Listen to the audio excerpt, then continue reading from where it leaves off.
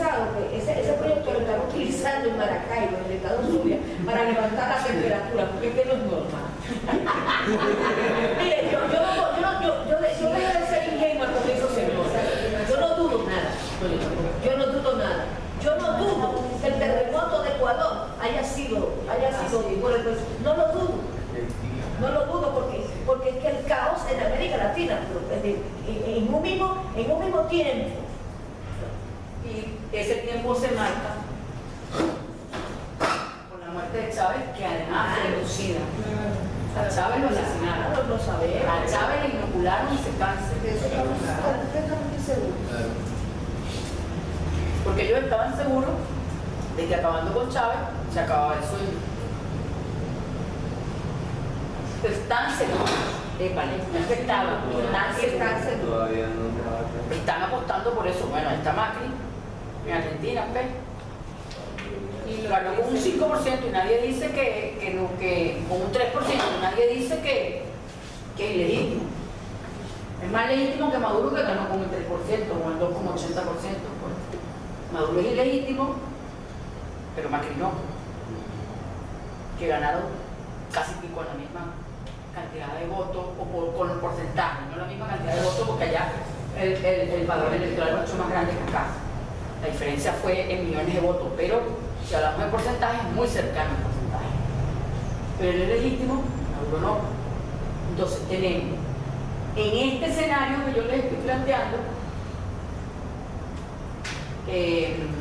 una posición de Venezuela pues bastante complicada, porque nosotros estamos siendo vanguardia para enfrentar incluso a los organismos internacionales que han permanecido silentes frente a grandes violaciones de derechos humanos. Y ahora vamos a analizar su papel. Vamos a analizar su papel. Profe, esa posición no tendría que ver con el concepto de representatividad. Del cambio del concepto de representatividad. Porque, o sea, en el ámbito internacional, ya que nosotros colocamos en la palestra lo que era la democracia participativa y protagónica. O sea, me explico, ¿no? Cuando yo me pongo a reflexionar con respecto a la guerra de cuarta generación, en lo personal creo que nosotros iniciamos, y de hecho esa ha sido la finalidad, es tratar de reducir nuestra población en cuanto a la participación. ¿Por qué? Yo creo que uno de los primeros indicios fue cuando se empezó a satanizar los círculos bolivarianos. O sea, una de las primeras acciones que se toman con la Constitución de 1999 era pues buscar los mecanismos de participación y protagonismo del pueblo.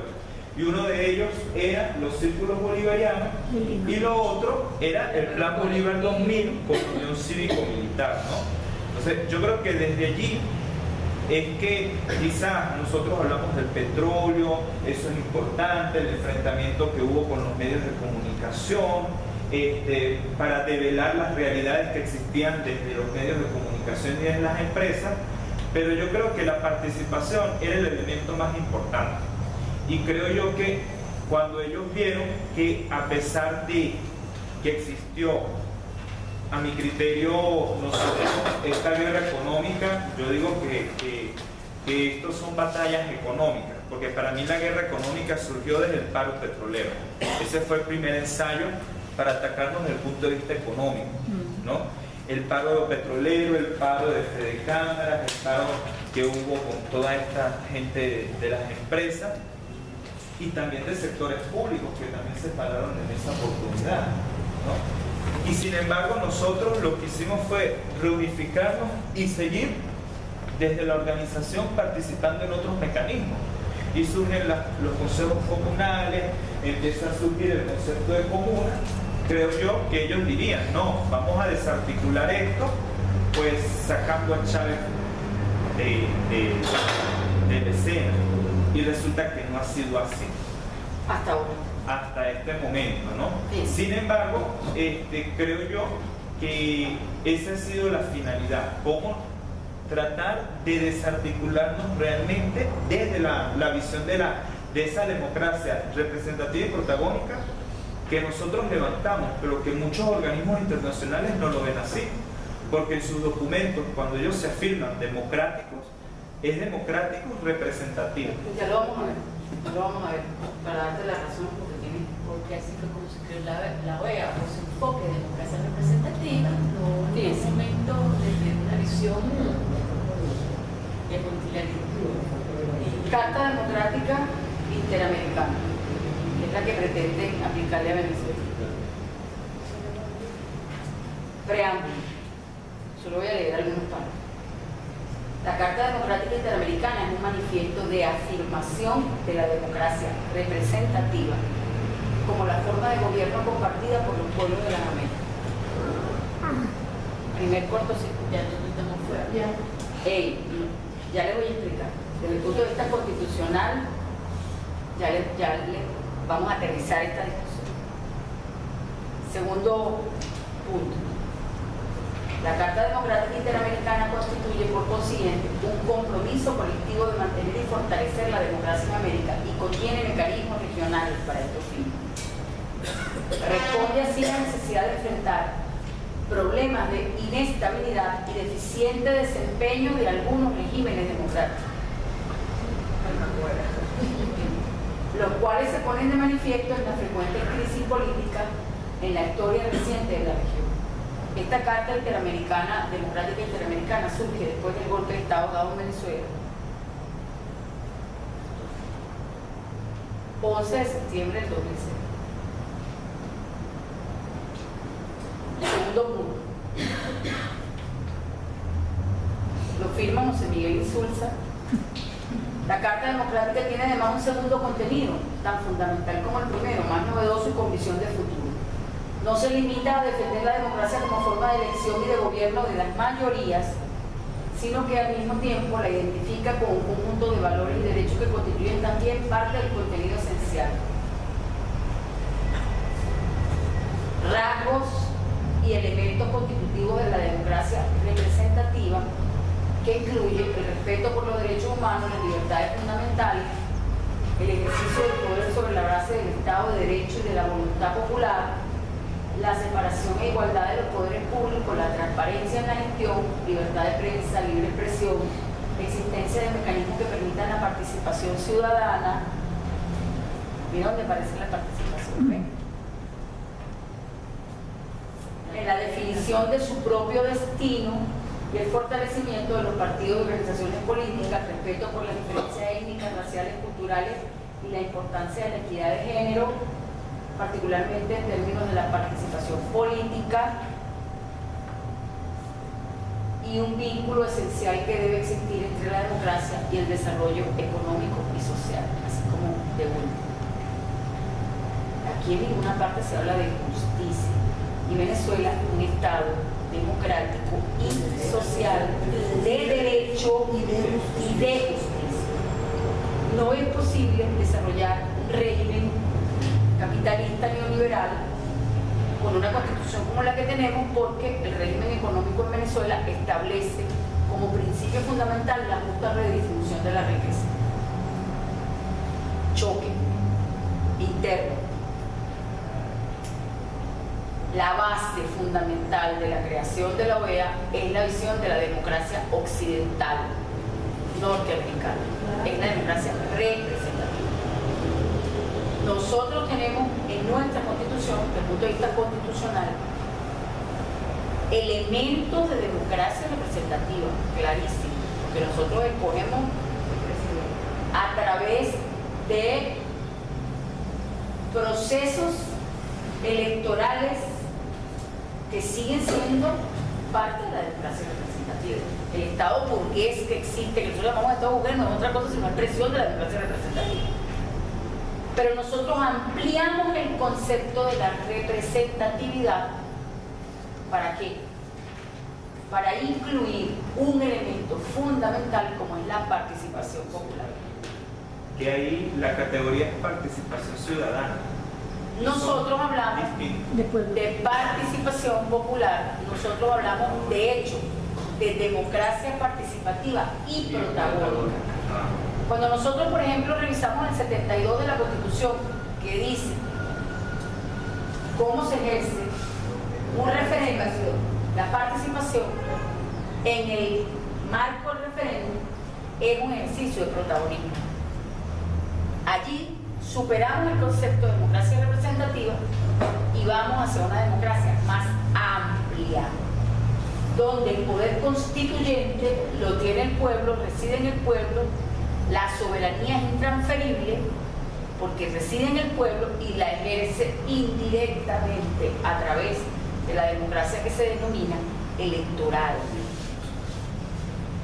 Entonces, desde el mismo momento que nuestro modelo constitucional, por eso yo cuando hablaba en la hojilla explicaba que el problema del conflicto, el origen del conflicto de Venezuela, incluso frente a estos organismos internacionales, es la concepción democrática. Porque nosotros rompemos el molde del status quo, no solamente desde el punto de vista de las relaciones internacionales, sino desde el punto de vista constitucional. Por eso yo insisto en que nosotros tenemos que empezar a hablar y acuñar el término de el constitucionalismo a lo venezolano. Porque es que nosotros somos vanguardia en Latinoamérica en un movimiento constitucional que ve distinto, incluso el papel del juez es distinto. No es lo mismo el papel del juez en una democracia representativa, que generalmente es un papel convalidante de las decisiones políticas, que en una democracia participativa, protagónica de carácter social, en donde la justicia, es decir, nuestro Estado es un Estado constitucional de los derechos humanos. Esa es la denominación correcta, un Estado constitucional de los derechos humanos. Porque ni siquiera en estado de excepción nosotros podemos relajar el cumplimiento de las obligaciones en materia de derechos humanos. Y eso es un logro de la teoría de la relación, del derecho internacional público y del derecho humanitario de los derechos humanos, el derecho a la guerra. Eso solamente se ve en ese tipo de tratado, Venezuela lo tiene incorporado a su constitución en el artículo 137 constitucional. Es un avance enorme. Por eso yo sigo insistiendo que esta constitución es maravillosa, que lo que pasa es que no nos han dejado desarrollar. Y por eso le tienen miedo. No solamente le tienen miedo, la estigmatizan y pretenden frenarla aplicándonos una carta que incluso está desfasada. Desfasada. Porque fíjate que qué particular. Tú acusas a Venezuela de que no hay división de poder, pero tú quieres llegar al Tribunal Supremo a través de un fraude a la ley, modificando la ley orgánica del Tribunal Supremo de Justicia para aumentar el número de magistrados y dominarlos tú. ¿De cuál independencia de poder me estás hablando tú? No es contradictorio. ¿Y por qué nadie del lado nuestro discursivamente le ha sacado provecho a eso? No sé. Para conmemorar al compañero Chávez, él dice en el 2.5 del Plan de la Patria, voy a tomar la ley, aunque me inclino más por la propuesta del candidato. Bueno, en la ley nos dejaron los siguientes numerales sin modificar. El 2.5, lograr la irrupción definitiva del nuevo Estado democrático social de derecho y de justicia, de sus objetivos estratégicos y generales. Y el 2.5.1, desatar la potencia contenida en la Constitución bolivariana para el ejercicio de la democracia participativa y protagónica. 2.5.1.1, diseñar junto a las diferentes organizaciones del poder popular normas que desarrollen los principios constitucionales para el ejercicio de la democracia directa. El 1.2, establecer nuevos y permanentes mecanismos de integración del Estado y sociedad, fortaleciendo organización y capacidades para la defensa integral de la nación. 1.3, fortalecer los sistemas de comunicación permanente que permitan la integración de las instituciones públicas y el poder popular para la construcción colectiva del nuevo Estado socialista bajo el principio de mandato del cierre. Y allí continúa el compañero Chávez, pero tomo esos puntuales del 2.5, el 2.5.1, el 1, 2 y 3 de sus generales. ¿Qué tarea no lo va a hacer? Bien. Yo no sé si quieren que hagamos un receso de 10 minutos. Hagamos un receso, estiremos las piernas, el que pueda tomarse un café, tómese un café. Vamos a hacer un receso porque acaba de llegar por estas redes de WhatsApp el comunicado que a propósito del diálogo que comenzó en República Dominicana, que alguna gente nuestra está satanizándolo, pero es una ridiculez. Chávez llamó a Gaviria, por Dios, que era su peor enemigo, y se sentó y trajo a la OEA y al Centro Carter para que iniciara un proceso de mediación que terminó siendo ganar tiempo para poder desarrollar una estrategia que le permitiera retomar el poder, y lo logró. O sea, no podemos ser tan inocentes y tan brutos en política. Por favor, ¿cómo coño vamos a satanizar? Y me disculpan la palabra, pero ¿cómo carajo vamos a satanizar que el gobierno se siente a dialogar? Por favor. ¿Qué gobierno? Es el gobierno y está obligado a mantener la paz. Está obligado a mantener la Constitución. Sentarte a dialogar no significa que tú declinas en tus principios. ¿Y quién está buscando la reunión? No son ellos, fueron ellos quienes siguen insistiendo en el tema del diálogo. Bueno, vamos a sentarnos sin declinar los principios. Eso fue lo que hizo Chávez siempre. Y se lo metió en un bolsillo y tuvo a la OEA aquí 500 y pico de días. Y logró estirar el referéndum revocatorio 1 año, 6 meses. Por favor, y lo ganó y salió fortalecido. Además, Chávez dijo, si me tengo que sentar con el diablo mismo para garantizar la paz y la Constitución. Y forma parte de la participación. En Venezuela, ellos no tienen posibilidades de condicionar nada.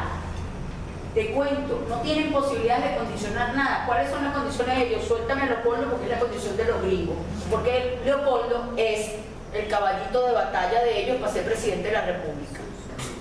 Esa es su bandera, por eso la ley de amnistía, para librarlo de culpa y borrarle los antecedentes penales, porque declarando antecedentes penales no puede ser presidente de la República, se acabó, eso es todo, pero nadie lo dice, dentro de la parte nuestra nadie lo dice, lo digo yo, y entonces me quedó una voz ahí diciendo lo que era. Aquí tiene las condiciones que ellos están poniendo, y una por supuesto es lo que te acabo de decir, libertad de los presos, cese de la judicialización por persecución política y retorno de los exiliados. Pero los exiliados son los autoexiliados. ¿Quién tiene condiciones? O sea, ¿quién tiene condiciones para poner condiciones? El gobierno es el que puede poner condiciones, pana. O sea, no tú. Como un particular o intereses particulares fijan condiciones a un Estado. Mira, nosotros estamos frente a una situación que se repite históricamente. Yo recomendé un libro cuando estaba en Loquilla. Él es un tipo de derecha. Ese profesor fue profesor mío, Miguel Ángel Martínez Meucci. El libro se llama Apaciguamiento. ¿Ustedes saben por qué se llama apaciguamiento? Porque el tipo hace un análisis donde reconoce que Chávez es un verdugo, con todo el que busca echarle plomo al gobierno. ¿Martínez qué? Miguel Ángel Martínez Meucci, M-E-U-C-C-I, porque es en italiano, Meucci. Meucci, apaciguamiento. Ese tipo dice que Chávez logró apaciguar la revolución que había para tumbarlo, lo metió en el carril y le ganó. Por favor, por Dios, no podemos aprender de lo que hizo Chávez. ¿Ustedes creen que de verdad Nicolás, 20 años, está con Chávez, no aprendió nada? No podemos ser tan brutos, ¿vale? Entonces nos vamos a echar plomo nosotros mismos porque el gobierno se sentó con los tipos. Yo no puedo sentar. Chávez dijo, si me tengo que sentar con el demonio mismo con tal de garantizar la paz del país, lo hago. Pero entonces Chávez sí era bueno que lo hiciera, pero Nicolás es malo que ya se vendió. Yo no puedo ser tan perro tampoco, vale. O sea, yo lo oigo en los grupos y digo, pero qué loco esta gente. Mira, yo acabé una discusión anoche de un grupo donde uno de ellos era que se tiraba y Nicolás casi que lo fusiló. Yo le decía, chamo, pero tienes que empezar primero por revivir a Chávez y fusilarlo, porque el primero que se sentó con el enemigo fue Chávez. Porque tú dices eso, por esto, y le dices este análisis, Además, te leo una frase de Chávez. Si me tengo que sentar con el diablo mismo para asegurar la paz del país, lo hago. Y le puse la fecha, porque me regalaron un libro de Chávez con la frase, y busqué la frase y le puse la fecha que lo dijo. Se acabó la discusión. Además, no podemos ser tan necios. Además, una estrategia de guerra se plantea acá contra el servicio. Perdón, lo veo libre. 10 minutos y volvemos. 10 minutos. Vayan, tiren las piernas, 10 minutos.